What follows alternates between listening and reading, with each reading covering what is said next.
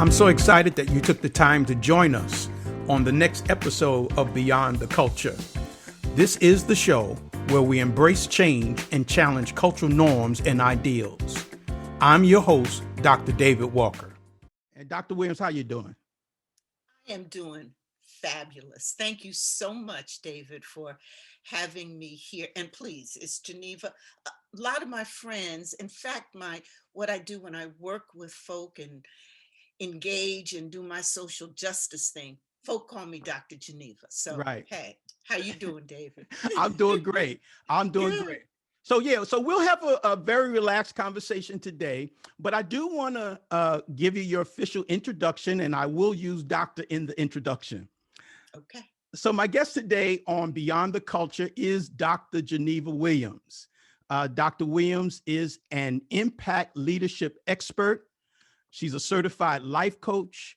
She's a podcaster, an author, and a speaker that helps successful women over 50 create next step game plans for living a vibrant life full of meaning, passion, impact, fun, and joy. Dr. Williams has an extensive career. She's been an executive, a CEO, a school superintendent. She led the start and merger of many nonprofit organizations. Dr. Williams sits on numerous boards of organizations. She leads public and private partnerships.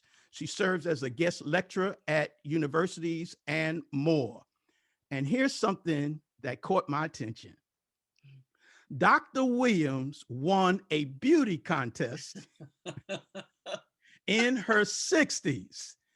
It says that she was the winner of Miss Black Fit and Fine. Look out.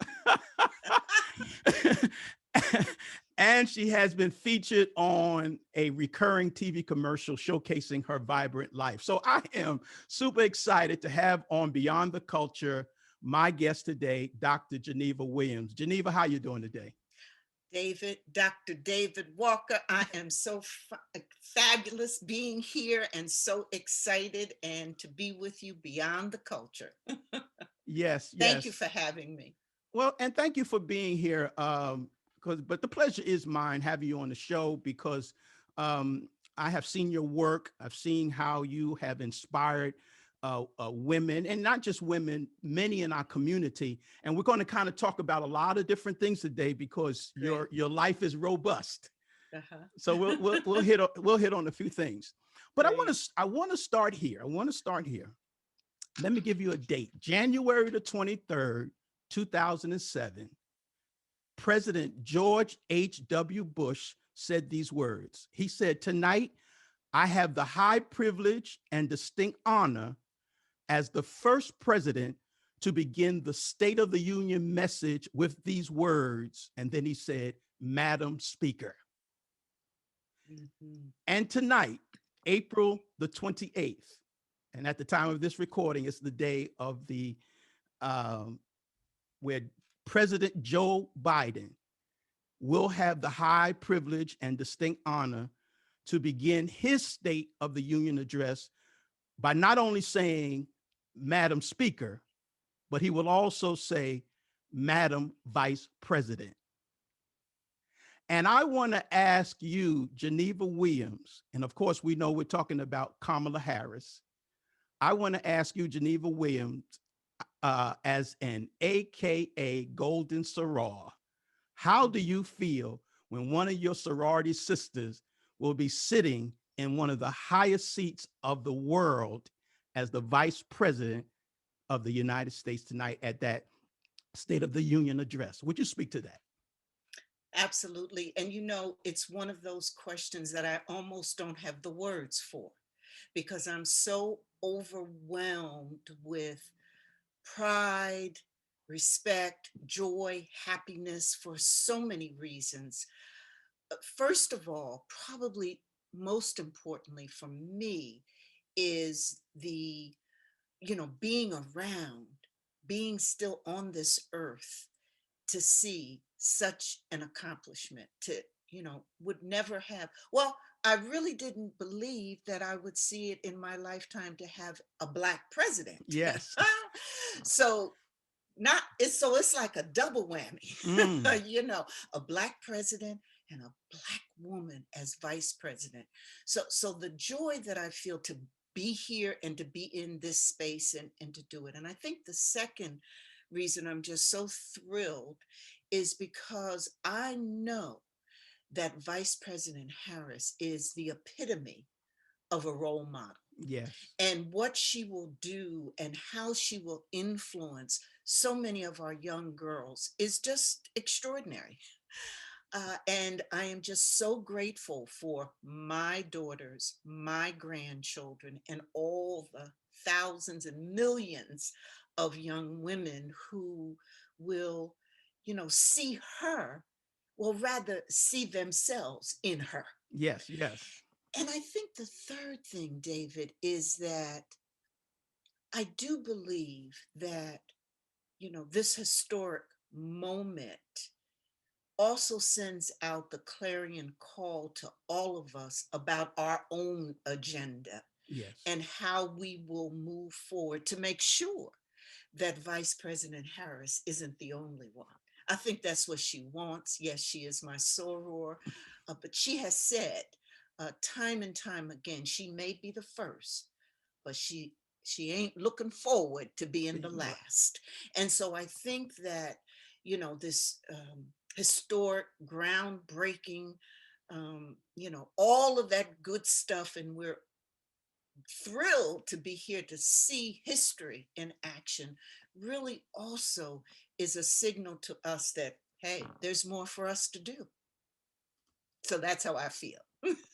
Yeah, and your words were so impactful, especially when you talked about how it impacts the other little girls who can now see someone in a very high position and they can dream, and Mhm. that's been our challenge for so long in American history.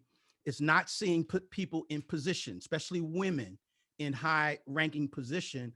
So it's a great achievement, and I just wanted Yes. to get, your words, because I know that not only just as a woman, but as you said, as a soror of the same sorority, I know it's meaningful. So, and I didn't, I would be remiss not to ask you Yes. about that, and hearing what you had to say, I'm on so her glad you elevation. did. I'm Sure, so sure. glad you did. And that role model um, piece is so important. It's one of the lessons I learned, particularly from my dad, though my mom was right there with him all the time. But my dad, who was very much an activist, felt that one of the true features of leadership is the ability to serve as a role model, and that we had to take that ability very seriously and intentionally.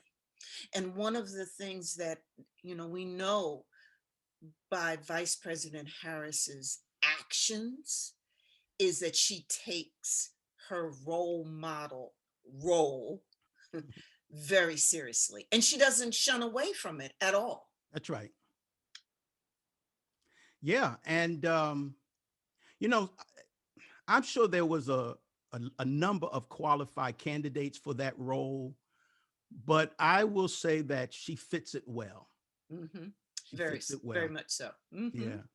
Yeah. Now, so let's talk a little bit about your background, just a little bit. Like I said, it's so much: an executive, a CEO, a superintendent of schools. That's where I land, because I am a former educator and was a school All administrator for right. yeah for Shout out for the educators. that's right, for 30 years. So let's talk about that journey just a little bit, being an educator and the impact you think you've had on the minds of young people. Well, David, I I grew up in a caring community of adults. Okay. When I was young, my sister and I used to always say to each other that we believed that every adult in the community went somewhere and had a meeting on us because they knew everything about us and were always in our business. Right. They were always asking us questions. They knew whatever tests we would be taking, what our plans were for school, how we were going to do in the dance competition, just everything. And they asked us all the time. They gave us endless advice. It almost seemed, David, like a conspiracy. But later on, I found out that what it really was community, and a community, a network, a social connection where adults really knew the values that should be instilled in children. And one of the highest values was education, and that they believed firmly that we as children needed to be educated. And that was the way to make it, that was the way for success. Well, along with so many adults, who weren't related by blood. They were adults in a caring community, but standing alongside them were my parents, who were really ordinary people. My mom was a teacher, one of the best Wonderful. teachers, and that's where I kind of got my desire to be a school teacher, though I didn't really go that path. And then my dad was a government worker. And so they were really ordinary people who did, however, very extraordinary things in their time. And so they were both social activists and really felt deep community responsibility to, in housing and education and employment. And it was their responsibility to always be doing their best to create opportunity. And back then it was called equal opportunity for everybody. Right. And so that's what they did. So I learned leadership and service from them. And I did think I was going to go on that education path. But really, after going to Morgan State University, HBCU, and having the most fabulous education and experience ever, which is what I think you get at HBCUs. Sure. um, I really wasn't sure what I was going to do with myself. I mean, I did, do some practice teaching and all that, but I found that really being in the classroom, it really wasn't turning me on like I think I would have hoped. Now, David, you got to remember these were revolutionary times in Sure. the late 60s. Hmm. Okay. There was the assassination of Martin Luther King, Malcolm X, the Kent State uprisings, all of that was going on. And so I was just revolutionary, and I was just, hey, I'm going to strike out Uh, and do my own thing, which I did. And so my parents told me, okay, go ahead and do your own thing. And I did. And after about a year, I was ready to do something else. But one of my sorority sisters came to me and said that Bryn Mawr College, one of the most prestigious universities in the country, was looking to bring in Blacks. And at that time, affirmative action got you a full scholarship ride and tuition and everything. And she said they were looking for Blacks to come into social work. I didn't know nothing about social work, but I knew I had to get out of whatever I was doing at the time. And so I stumbled into social work, but really I took the path of community organization and social planning and policy, because it was just a lot of the change agent nature in me. And I really stumbled into my passion, and that's what I ended up doing. So most of my work, whether it was with United Way for many years, with street gangs in Philadelphia, in running foundations and working to develop programs and solutions for community transformation, I was into that community education and leadership through leadership. And so that's why really, David, developed my belief that you really can do anything through your own actions. and you Mm. can create your path. You can create transformation, whether at any age, Mm. whether it's your own personal transformation, your own professional change, or the work you do in community building. And so that's really been my life's work. And then at a late point in my time in the 60s, my 60s, I decided to switch careers and Okay. become an entrepreneur. And so that's what I'm doing now. I have my own business, and I'm a podcaster and Yeah. speaker, and I Well, help people with that transformation. we're going to talk about that. Um, but I want to talk about, you mentioned your parents and how Yes. they inspired you. But when I was doing my research, I came across something where you label it as a defining moment. It says that it was a defining moment when you were a teenager. Your family received hate mail and had a cross on the front lawn saying, "Get out of your home in New Jersey." You lived on the Jersey Shore. And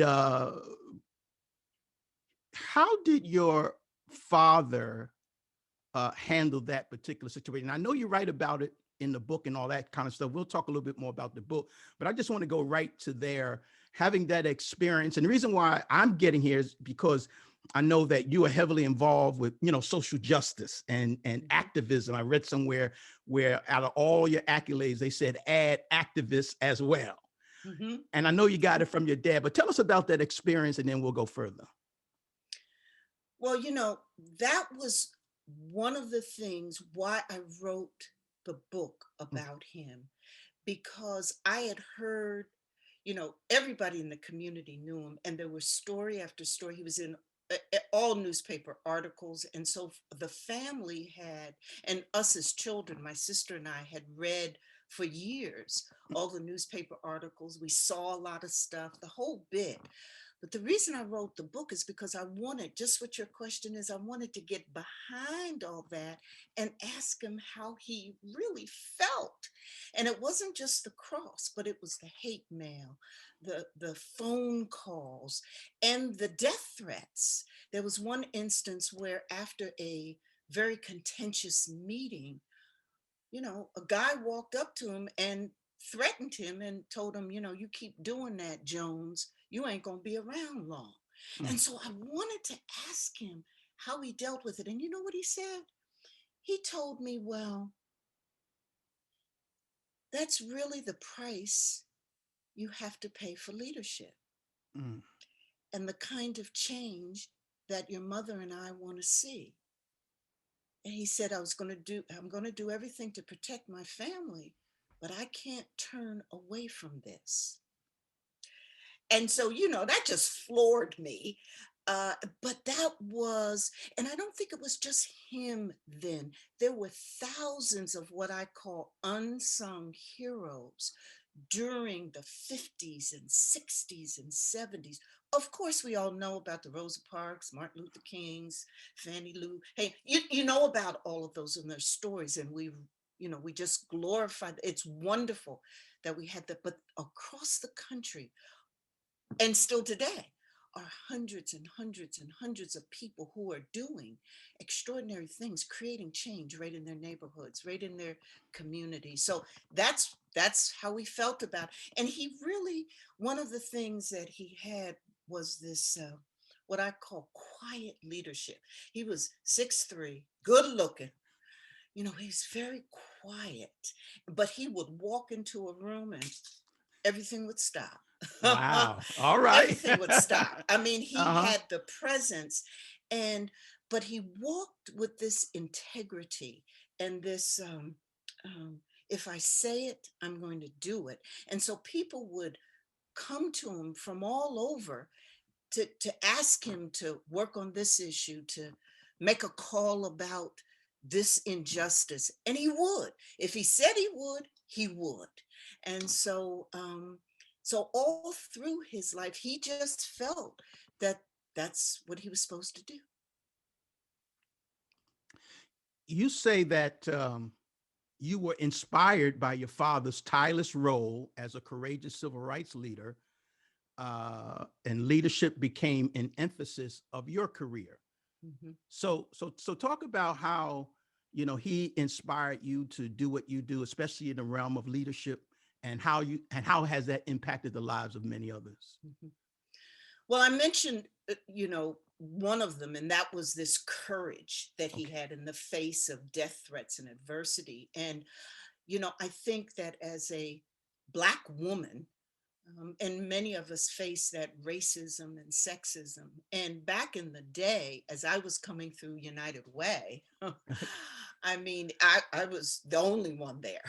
It was then, in the 70s, very much a white male dominated structure and organization. In fact, one of the reasons I was hired, brought into the system, was to break that presence and create change and open up the United Way in our community. And that was a heavy responsibility because I was the only one around. I was I, young. Now listen, David. So like I was like 26. okay. Okay. Uh-huh. I was young fine. Uh-huh. Now I had the creds. I came out, I was come from one of the most prestigious universities. I had the creds, okay. Uh-huh. And then I had worked in community, and I knew about transformation and social planning and community planning, all those things that United Way wanted. But that wasn't enough, and that's one of the things I think it's so important, particularly for women, to understand as they work in either corporate workplaces or nonprofit workplaces. Often the hard work, the effort, your creds ain't enough. You Hmm. got to also bring that courage, that I'm here for a reason and responsibility, and open the doors for others. So I think the courage clearly that he showed me helped me through my career because, I started at the lowest level at Okay. United Way and fought and worked my way up to the first president and CEO ever of United Way. Wonderful. And so that, you had to have, went through a whole bunch of stuff: racism, sexism, and ageism. Because Okay. again, I was in my early 40s when I became the first president and CEO. So that clearly was one. I think the other lesson, uh, David, that I really learned from my dad was about legacy. Okay. And that I think that leaders, particularly Black leaders, always need to think. It's never too early to think about your legacy, what you're going to leave on the table. When you leave your career, when you go into some new profession, or when you leave this earth. And that means that every day we need to be thinking about what we're leaving for the generations behind us. Are we mentoring? Are we sponsoring? Are we looking out for them? Are we offering tips and advice and training and creating those opportunities for generations? And so that's what the main reason my dad wanted me to write the book about him Uh-huh. was so that we, and when I say we, it was him and I, because that's how we started writing the book together. We should leave a blueprint for young leaders about how to create change. And so that's why he wanted the book written and wanted to put it out there. So I think this aspect of legacy and the responsibility that we, particularly as Black leaders, have was an important element, and certainly, again, guided my life. You know, that's so powerful what you said about legacy. Um, you can't there can't be a legacy if you're thinking only about yourself. Exactly. Am I Mhm. right? That's right. Legacy is always having your mind on other people, and Mhm. not just the future, because some people are thinking about their future. Mhm. Mhm. Mhm. Right. But it's a mindset that says, how do I better someone else? How do I put them in a better place, Mhm. in a better That's position right. through my personal experiences and what I've learned through life? And that's what I hear that your dad was saying and that you got from him. It's always about someone else. What is the imprint that you're going to leave when you leave here? Is Exactly. you know what I'm saying? Mm-hmm. This is so rich. And yeah, and I'll repeat it later on, but I do want to give the name of the book, that is called Justice on the Jersey Shore. Wait a minute, I got right here. There it is. How Erman K. Jones ignited change and won. Yes, Um, and one. and Mm-hmm. won. Mm-hmm. Absolutely, and won. Mm-hmm. So earlier you talked about you changed careers and now you are an Yes. entrepreneur, and Yes. you can be more specific, but um, I know that you work with women. Mhm. Now, is that the business, or is there something else? Because I didn't want to miss, because I'm getting ready to talk about how you work with the women over 50. Is that the business particularly? Well, how wonderful of you, Dave, to bring that up. Thank you. I work with executives, leaders, and women over 50 to help them create extraordinary impact, really at any age. Okay. And so I particularly work with those groups, leaders, entrepreneurs, executives, and women over 50. So, yes, I have a deep affinity for uh, what particularly women go through when they hit that 50 mark. Okay. Because, they look back and say, half a century. Okay, what's next? Exactly. Exactly. And so what I had here, it says, um, and so here's my question to you. Uh-huh. And is it from your own personal experience that you would say that this inspired you to work with 50 over 50, with women over 50, create next step game plans for living a vibrant life full of meaning, passion, impact, fun, and joy? Does Hmm. is that birth out of when you hit 50 and crossed Hmm. over, that you Yes. said, I got to help these other sisters out? Absolutely, David, you just hit it right on on the Okay. head. I approached my 50th birthday with saying, okay, so it is, this 50 years and 5 decades. Oh my goodness, what is next? And I began to notice that there were these changes happening that I really hadn't experienced before. My children were almost out the door, Hmm. had grown up and were going on their wonderful lives. My parents were getting, older, and they were aging, and I was taking care of them. There, of course, were physical changes, and I was looking at my career, and it was just like, it was just this point of where I said, wait a minute, what's going on? What's happening? And I wasn't sure. I was very uncertain about my next steps. Okay. But I kept going, and I reached back into the work that I had been doing for many years, which was, helping, communities transform and neighborhoods transform. And so I said, well, can I apply this to the personal experience Okay. in terms of helping individuals transform at certain key turning points in their life, like a milestone birthday, turning 50 or 60.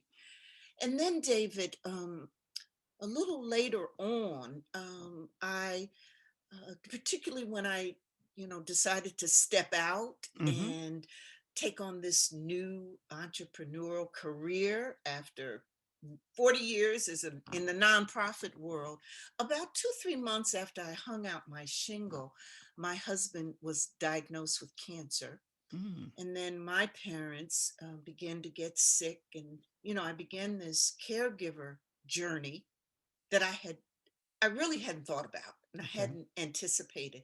And as you age and get into your 50s and 60s, this is likelihood stuff Sure. that happens Sure. to you. Hmm. You fall into this caregiver role. And then all three of them passed pretty much around the same time. And I found myself, um, for the first time ever, without the three people that were always in my life at one point in time. And I Hmm. was totally lost. And I, tried to start this new career, new business. I was just in a deep, dark funk. Mm. Didn't know what I was going to do. And then as I began to, pray, and, it was all about faith, but I really looked at, and one night, David, I was, in my grief thing and doing, my crying. Had become a regular ritual, frankly. Okay. And I was looking at the three obituaries of the people who were most important to me and noticed that dash, that horizontal line, Sure. between when we are born and when we die. And I realized that in that stroke really was their lives. That's what I remembered. That's where their meaning was. That's where their purpose was. And I thought about all the joy and everything they did and gave. It was in that stroke. And I said to myself, aha, I got to get myself up and reimagine me. And so I went through a very difficult process of reinventing, reimagining, redoing me, and looking and finding that purpose and getting the vision and goals. And I successfully, after lots of struggle, did it, and became just recently became one named as one of the top business women in Michigan, when I didn't know that I didn't know where my next cent was going to come through, because I didn't think I could make it. Mm. And I discovered that we do have a choice. We can live our most vibrant life, and we can develop the vision for ourselves, and we can, apply the goals that make it possible. And we can create, David, a self-care plan for ourselves, so that as we grow older, which we all want to do, because we all want to live a long life, Yes. which means we have to grow older, Yes, that we absolutely. can, in fact, create a self-care plan for ourselves, create the life we want, so that we live vibrantly. Because, David, I don't want to just live a long life. I want to live a long, vibrant life. Yes. And so I decided, well, like I had done for so many years, and like my parents taught me, you just can't do this for you. You got to find ways to help others. So that's what created this business that I'm in, and I'm happy about it, because I think, I can offer solutions for people who find themselves uncertain about what to do next, and in creating goals and in their life, so that they can go from not knowing what to do to, really having a game plan for their life that fulfills them. How do you get people to become unstuck Mhm. from life, tragedies, disappointments, failures? I don't know what to do. You found a way to become, I'm gonna use that word, unstuck. Mhm. How do you help them become unstuck from what they're going through? Well, one of the things is, one of the best ways I got unstuck was my faith. Okay. And so, whatever that looks like for an individual, I say, God helped me. Um, and being really true and understanding and praying a lot helped me. And, one of the things that the Bible says is that faith without works It's dead. is dead. Mm. So you got to work on yourself. So I think the first step to working on yourself is imagining what you can be, because God put us all here with unique talents, and many of us have more than one. And Yes. so finding that talent, that gift, and then imagining your future. We can do that. There's nothing. And one of the things that God gave us that distinguishes us from the animals is a brain and an imagination. So, Yes. David, we can daydream and imagine anything we want to. So I like people to first imagine, envision, manifest, however you want to call it, create that image in your mind of what you can be, and whether it's starting a new business, whether it's traveling, whether it's being more healthy, whatever it is, create that vision, that manifestation first, and then the work begins. And that has to do with goal setting.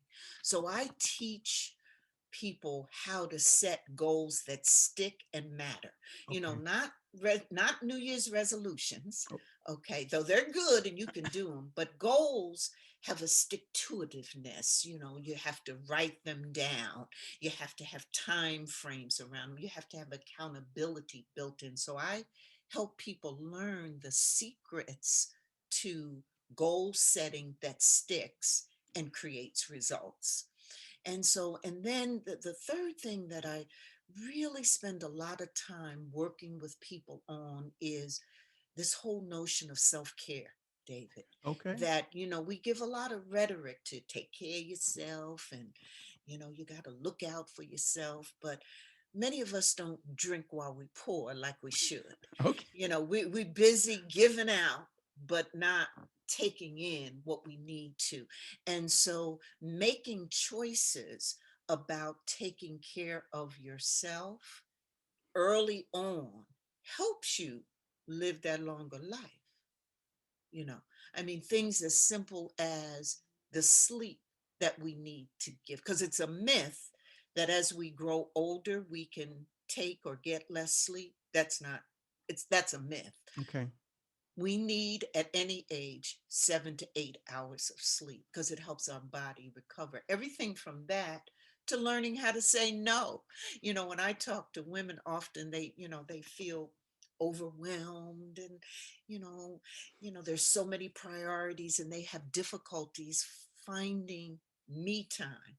And one of the best self-care techniques that we can use, David, is to say no. Learning Okay. how to say, no, I can't do that, you know, Exactly. and reserve that time for yourself. So that's what I like to, you know, I work with people on. And a big piece of that, David, is creating your own personal action plan.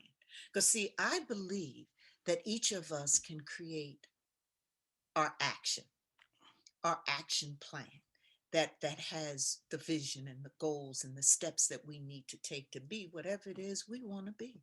So that's bottom line. What I do, David, is help people create the actions, to take those actions that can create change. And you have a book, I believe, designed for helping women. Is that correct? Is there a book, Living Yeah, Life after Over I 50?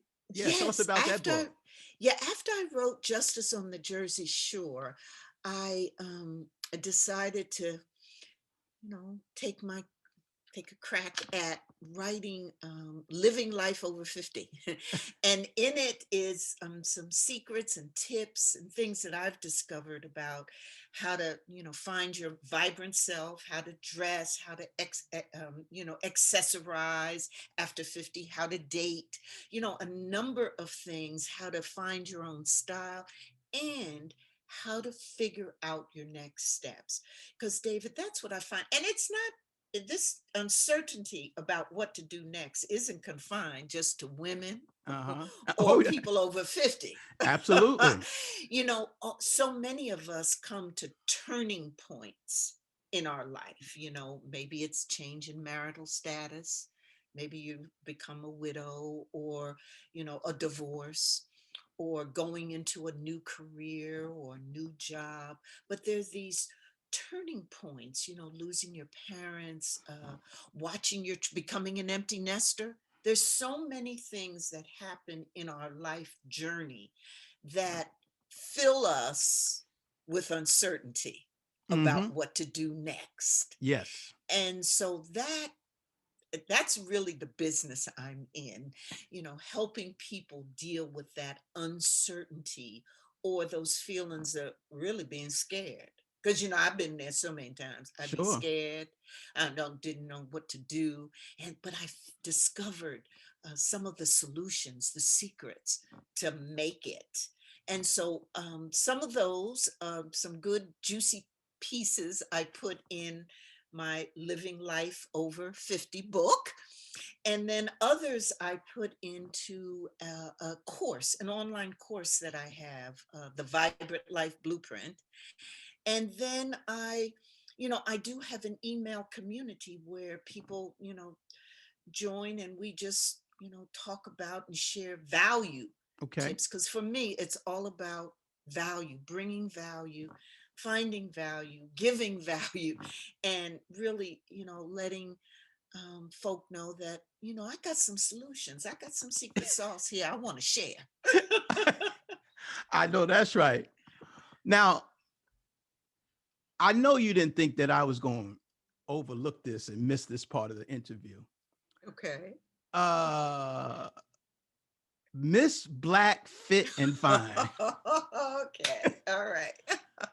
Tell us Mhm. what inspired you to enter a beauty Yes. pageant in your 60s, Mhm. and then you had enough nerve to go ahead and win the pageant. Yes. Yes. Tell us about it. Um, David, I did that at probably one of the darkest periods of my life. I had just, I was sharing with you about my family losses, and I was still very much grieving and really in this fog. And Pam Perry, and Pam Perry, you've Sure. interviewed her on Yes. Beyond the Culture, and Yes. Pam Perry, marvelous Pam Perry, she suggested to me that I enter this contest, this beauty pageant, Miss Black Fit and Fine. And I said, girl, are you crazy? Why would I do that at my age? And why am I going to do this? And she said, no, you need to do this. She said, because I know how you want to, you want this vibrant life, and you're working hard to make it work for you and reimagine and redo. She said, this is something you should do. Step outside your comfort zone. And that's why I did it. I ended up doing it for that reason, because that's where change occurs, outside of ourselves, outside in that where we're feeling really not comfortable. Let me tell you, I was really not comfortable in that. And then I found out, David, that the pageant really was put together by a woman who owned a boutique, who saw African American Black women coming in looking good, and they were aging so gracefully and looking so good, and just had their thing going on, that she wanted to create this national pageant that would celebrate African American women. And the winner would get to go around the state and have a platform to talk about healthy living and aging vibrantly. Well, that was right up my alley. That's what I Yes. wanted to do. So Yeah. that's why I decided to enter. Now, David, let me tell you, not only was I the oldest sister up in there, because most of the contestants were in there, and it was for a pageant for women over 50, but Okay. most of the contestants were in their 50s. Okay. So I was 60s. Okay. Late Late, 60s. late. And you need to know, all of them was like size 4, maybe 2, 6, 8, sizes. Now Uh-huh. I'm a curvy woman, and all of them, every single one of them was, just really slim and just looking, good, etc. But I do work out regularly, Okay. and I had my head on straight about what I wanted to say and do and communicate about women, and where we need to be and how we need to take care of ourselves. And I won. Uh-huh.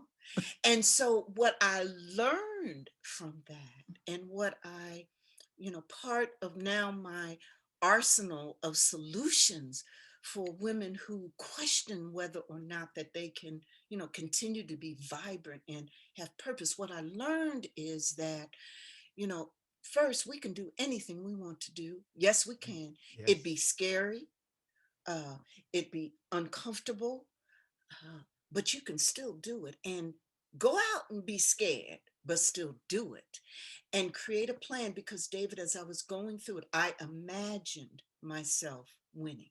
Mm. And I said to myself, well, even if they don't call my name, I done won. I already won by the fact that I entered, I won. Yes. And, because I stepped out and I said that. And I said, you know what? Whether or not I get this platform to talk to women and provide solutions, for, the fear we all have about aging, I'll create my own platform. And Mm, I did. wow. So it was one of those experiences that was life changing for me. Okay. Sure. And in that life changing process, I learned a lot, and I learned a lot of the secret sauce lessons. Listening to you talk about this particular event, I'm just allow me to say that I think that this is probably your greatest example of how to show a woman over 50 that you can do it Mhm, just by what you did. mhm, You know, I love the way you said you push past your fears. mhm, That's to say, I had the fears, but I mhm, pushed past them because I'm mhm, one that believe that you cannot have success without fear. They go hand in hand. They're mhm, partners. It's just that you have to push past the fear in order to mhm, receive the success that you desire. But mhm. just to hear your story, it's so motivational and inspirational that you didn't allow the back, not that age is a barrier, but sometimes we think that way. Oh, Psychologically, absolutely. yeah, Yeah. I'm Mhm, 50, so I can, or, I mhm, don't mhm, move as quickly as I do. mhm, Or as you mhm, say, mhm, I'm a little more curvy than these slim girls, mhm, but I mhm. but I can only imagine that you put your best foot forward. Oh, absolutely. Absolutely. Scared as I could be. I mean, I was scared, and but I did, and again, learned so much from that. And I think at any age, there's just life lessons for any age. I think that we can, in fact, and the thing about being scared and that uncertainty, and being unsure, I talk to women about finding ways to make uncertainty and being scared your ally, Mhm. so Yes, that yes, it I love doesn't that. so it doesn't overtake Take you and yes, overwhelm you and be everything. No, uncertainty. Now you can walk right here next to me exactly. if you want, Uh-huh. because you show me things that I should know about and give me warnings about danger signs and etc. But you ain't gonna come in front of me, and you ain't gonna surround me, and if Yes, you don't act right, you're gonna be behind me. yes, So we yes. have to find ways to make uncertainty an ally, so those processes that, when we do question ourselves, that's okay sometimes for you to question yourselves. I like to look at it as kind of figuring out Hmm. what your next step should be, looking at most likely, least likely scenarios. Yes. And so that being intentional and being strategic and kind of look. So that's what sometimes, often, if we make uncertainty our ally, that's the process it'll take us through, as opposed to uncertainty ruling us or Yes. having some place of prominence in our life where it cost us not to do what we want to do. Geneva, I have enjoyed this conversation that we've had Me today. too. It's awesome and enlightening. But before we go, um, is there anything that I question that I should have asked you tonight that I didn't? Is there something you Well, can think of that I should have asked you? you are an incredible host, and I just have enjoyed the conversation so much. I want you on my podcast, because that's another thing that I did that that helped get me out of my funk. I wanted to find different ways to use my voice. And Sure. so I started with Blog Talk Radio, and Okay. I plugged my phone into the computer, and I talked to people from all across the country. The audio wasn't good, but I was talking and listening to their stories of success and failure was incredible. So now, I'm about 200 podcasts in. I have a brand new podcast, Ignite to Impact, where I hear and bring forward those extraordinary stories, uh, from people who are just doing things, who are changing lives, who are changing their Wow. own lives and working in Sure. community. So again, you've been a great role model for me Well, thank in you. terms of podcast host, and I've enjoyed it. And so, no, I just, anyone who wants to travel on this journey with me and, hear or learn about solutions and get some value add, drgenevaspeaks.com is where Absolutely. you can join my community. And I've just so much been grateful for this opportunity to take part in this great conversation. Well, Geneva, I want to thank you for coming on the show today. And as I say to all my guests, you have gone beyond the culture. And I thank you for Mhm. being with us today. Thank you. Thank you. Now, if you want to continue to hear inspiring interviews like the one you heard today, I want you to subscribe to this podcast on iTunes. Also, rate the show and please leave a comment. I would also love it if you would share this podcast with your friends to let them know that we're on. Finally, please go to our website at www.beyondtheculturepodcast.com, or you can email me at beyondtheculturepodcast@gmail.com. On the website, you can subscribe to the show and connect with me by leaving your email address. I'd love to hear from you. This is your host, Dr. David Walker, and we'll talk again on Beyond the Culture. Take care.